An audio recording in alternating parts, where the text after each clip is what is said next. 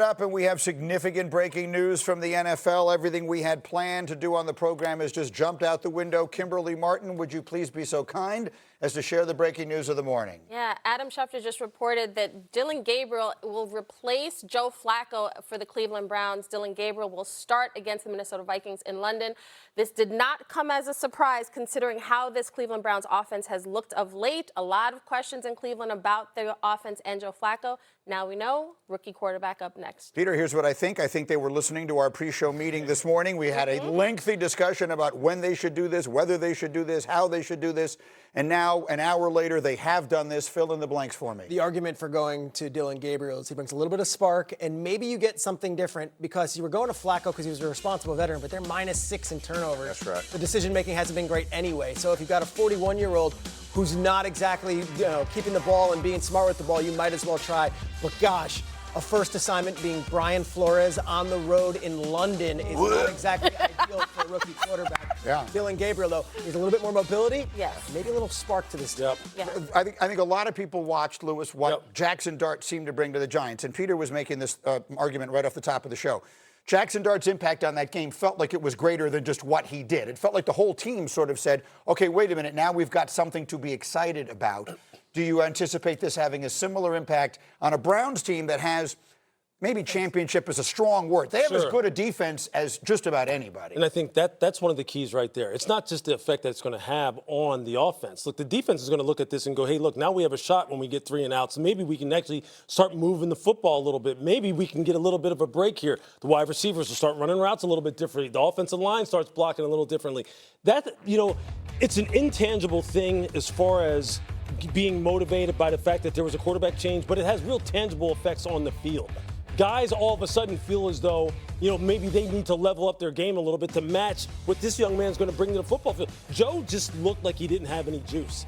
He didn't look like someone who was really willing to stand in there and make the kind of plays and take the kind of punishment and be able to make the kind of unique off-schedule plays that I believe Dillon can make. You saw it in the preseason. Yes, it's a tough assignment. Brian Flores is going to go, hey, well, you know what? You see this book right here? I'm going to show you all of this. But that's fine. As you said, Nick, it's the NFL. This is what you sign up for. Watching them play offense hurt your eyes, right? So, it's hard to imagine it getting much worse, but that's easy to say until it actually happens. Nick, first guess it. Do you like the decision? Oh, yeah, I like the decision. I think that it's probably something that you feel in a locker room, and the boost that you're talking about is there. The athleticism is the big point through it. I think Peter touched on this earlier, but it raises the floor of your offense immediately if you have some ability to run. Like the pocket passer is almost obsolete in the NFL. The strict pocket passer, which Joe Flacco is, ability to move, run some zone read, do some other things to take pressure off the rest of the team, I think helps them a lot. Yeah. Their tackles have struggled in Cleveland. And if you can't move and your tackles aren't doing a great job, you're going to get a lot of pressure, you're going to make a lot of mistakes, you're going to turn the ball over. All those things are coming to fruition. They want the Jackson Dart effect. And what I mean by that is it wasn't like Jackson Dart put the team on his back and went. He had 100 yards, whatever it is, 112 yards. If they can get that with their defensive production, think about what Brian Burns did. What Dexter Lawrence, these dudes turned it on. If you get any of that from the Cleveland defense and all of a sudden things start to turn around, that's what you're hoping for. You're hoping for a breath of fresh air. That's what they're asking for. This is why last week we had this question of Kmart, would you be shocked if the Browns made a QB switch? And I said no, because the question of Joe Flacco, it was going to keep coming up. If Joe Flacco didn't improve, everybody's going to look at that bench and say, you got 2 rookies there. Why are you not going to them? But also, I covered that Jackson Dart game, and I was in that Giants locker room, and I spoke to Brian Burns on the Friday before the game, and he's like, as a defense, we get, however he plays, we got to step up. We got to make sure that. So there is an effect, to your point about, Scatterboo doing his thing. But defensively, everybody picks it up. Everybody's looking around like, okay, we got to help out the rookie as well. We saw this last year. Do you remember when Drake May went into the lineup for New England? Yeah, they got better. You saw it even in the preseason when he actually went in the game.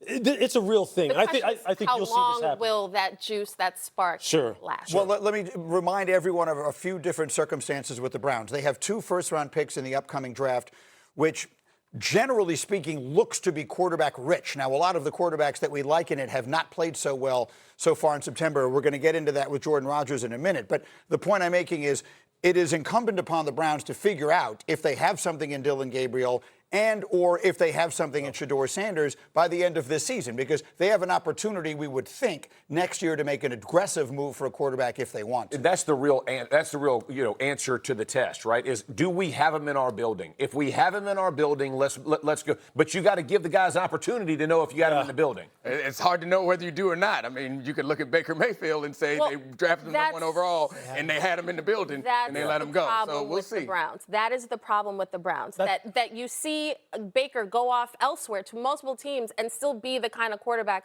who you think can win you a championship. Why didn't it work? With all the quarterbacks that Cleveland has had, why hasn't it worked? And one thing, I don't know if we know the answer to this yet, but maybe we can find it out. Is Flacco the backup or is Shedeur the backup? No, I would assume it's Flacco still. I would too, but at the Shedeur Sanders part of this, Shedeur Sanders has been a major story. This door will revolve. It's not like Dillon Gabriel. Right. I mean, he might be.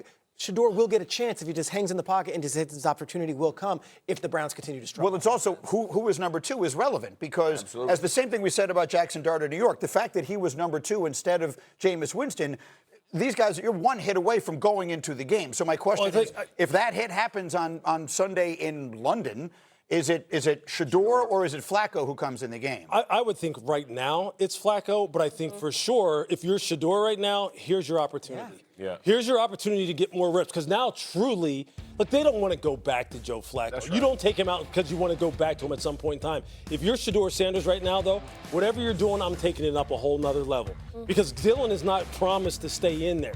This is, as we're all talking about, this is really a tryout for everyone because of the draft capital they have next year. And that guy, we may not have seen the last of him yet. And I'll tell you, the Giants traded up to get Jackson Dart in the first round. Dillon Gabriel is still a third-round pick. So this isn't some sacred cow that they would never bench Dillon Gabriel. Right. He struggles. Yeah, he's on the block too. No, I think that winning the Green Bay game actually hastens a lot of this stuff. Like, wait a minute, we're too good to not at least take a shot and see what happens. I have Jordan Rodgers with me, who is an outstanding quarterback evaluator. We were going to dive into and are going to dive into a bunch of these college quarterbacks, Jordan. But as we get this news here, I'd love to get your perspective on it. Again, you studied Dillon Gabriel before the draft. What are the Browns getting at quarterback this weekend in London?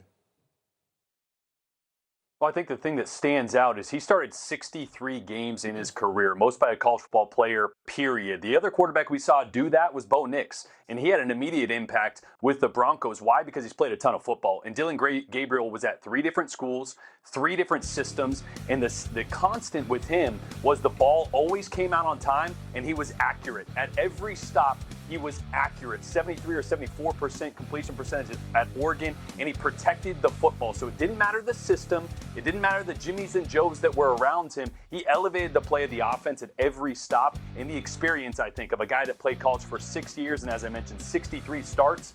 I don't think this moment's going to be too big for him at all. I like him to be able to plug in and have an immediate impact, kind of like we saw with Bo Nix. Okay, it'd be interesting to see what happens. Again, we talked about Jackson Dart against a good Chargers defense. Is that the right time? This is a good defense. There's never the right time. Never. Right? You just got to take your shot, and so they're doing it. All right, so that's our breaking news of the morning. In the meantime, let's continue with what we were planning to do here because